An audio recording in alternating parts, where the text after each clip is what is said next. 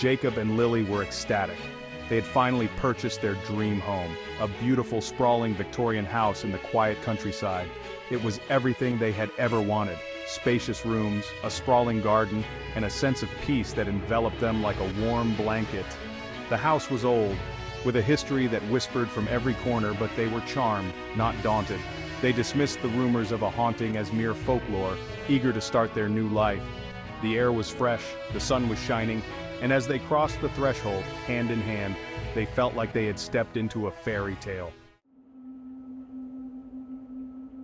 The first few weeks passed in a blur of unpacking and settling in. Jacob, a writer, set up his office in a room overlooking the garden, the gentle breeze rustling the leaves providing the perfect backdrop for his work.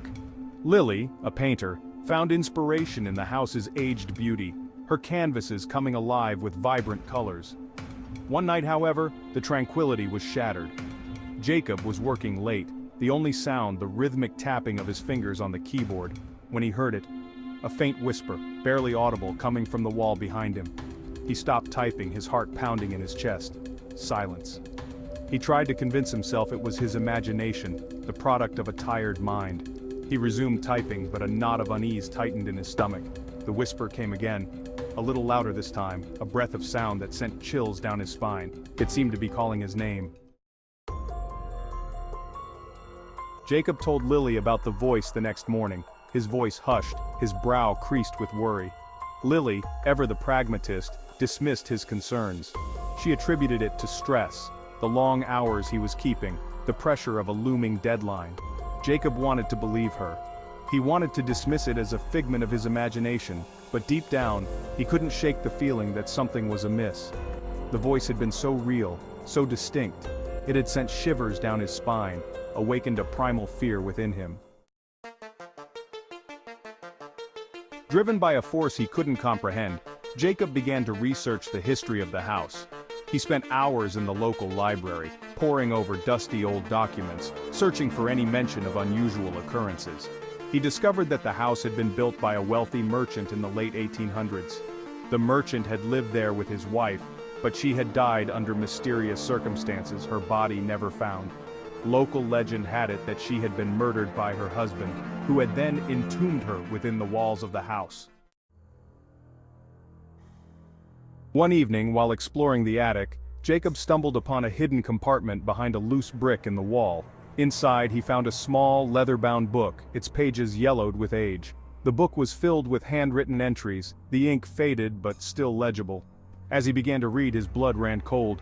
The entries were a diary, written by a man who claimed to be haunted by a voice in the walls. The man described the voice in chilling detail, the same chillingly familiar whispers that now plagued Jacob's nights. Jacob's eyes widened in horror as he read the last entry, the name scrawled across the page in shaky handwriting, his own. The voice grew stronger with each passing day, no longer a mere whisper but a raspy voice that seemed to slither from the very walls themselves. It called his name, beckoned him, taunted him with cryptic messages that made his skin crawl. The line between reality and nightmare blurred. His work suffered, his sleep was plagued by nightmares, and the cheerful, optimistic man Lily had known was replaced by a haunted, hollow shell. He became obsessed with the voice in the book, spending every waking moment trying to decipher its cryptic messages, his sanity hanging by a thread. Lily watched Jacob's descent with growing concern. His once bright eyes were now clouded with fear, his laughter replaced by a tense silence. She tried to reach him, to pull him back from the abyss he seemed to be teetering on the edge of, but her efforts were met with a blank stare, a shake of the head, a muttered denial that pushed her further away. She pleaded with him to see a doctor, convinced he was suffering from exhaustion or some sort of stress-induced breakdown. He refused, his attention always drawn back to the book, to the voice that only he seemed to hear. Section 8. The voice intensifies. The voice grew more insistent, more demanding. It no longer whispered, it spoke, its words echoing through the house, a chilling chorus that sent shivers down Jacob's spine. It spoke of betrayal, of a debt that needed to be repaid, of a soul that belonged to the house. The voice seemed to know his every fear, his every secret, whispering them back to him in the dead of night. He became a prisoner in his own home, afraid to leave the confines of his study, his only solace the leather-bound book that held the key to this terrifying mystery. Section 9. Vanishing Act. Then, one stormy night as thunder shook the house and lightning illuminated the darkened hallways, Jacob disappeared.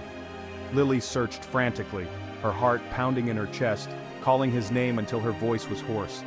She checked every room, every nook and cranny of the house, but he was gone, vanished without a trace.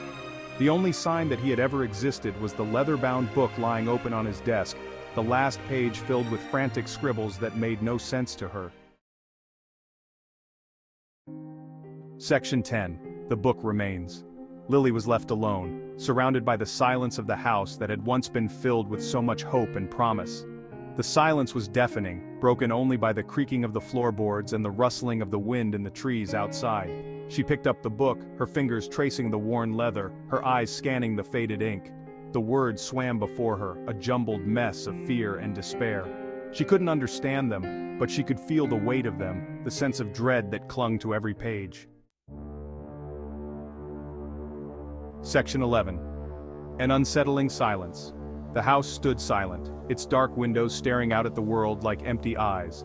The whispers had ceased, the voice silenced. The only sound was the gentle rustling of the wind, a mournful symphony that echoed through the empty halls. Lily was gone, fled from the house that had claimed her husband, leaving behind the legacy of a haunting tale. The leather-bound book remained, a silent testament to the darkness that lay hidden beneath the surface, a chilling reminder that some secrets are best left undisturbed. The house stood as it always had, a grand old Victorian with a sinister secret, waiting for its next unsuspecting victims.